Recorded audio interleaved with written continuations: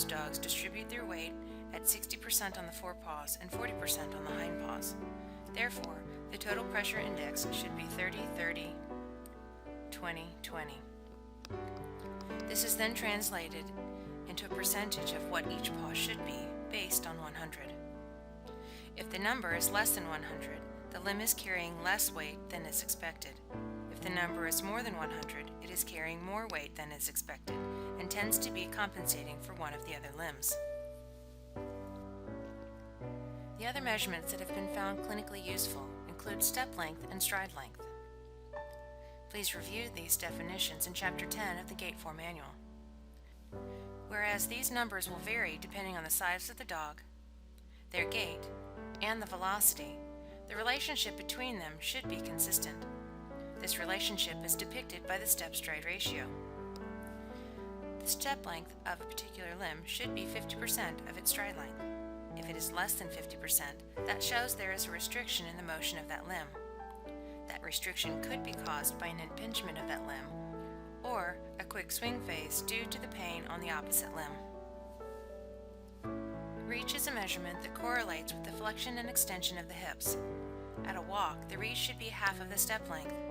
At a trot, it should be at or around 0. Keep in mind that conformation contributes to these measurements. For example, a long-bodied, short-legged dog like a Welsh Corgi will very rarely have a positive reach because the hind legs can't physically reach past the front legs. So how do you know if a dog is walking or trotting? There are 3 different ways using this software. The first is to glance at the paw pattern.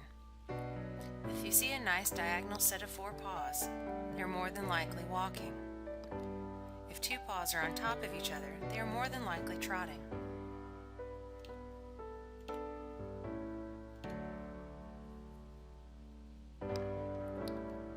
Notice I said more than likely. Conformation affects the spatial placement of the paws. The second way is to look at the stance percentage.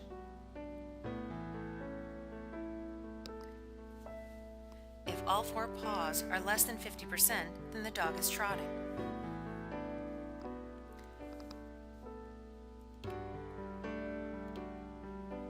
If all 4 are greater than 50%, the dog is walking. The third way is by viewing the temporal measurements or stance times in relation to each other. A walk is represented by 3 legs having contact with the ground at the same time.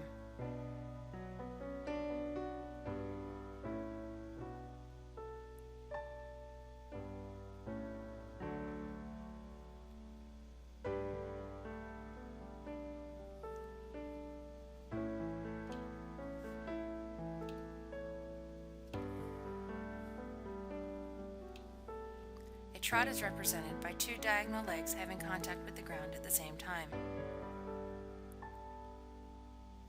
with a suspensory phase in between.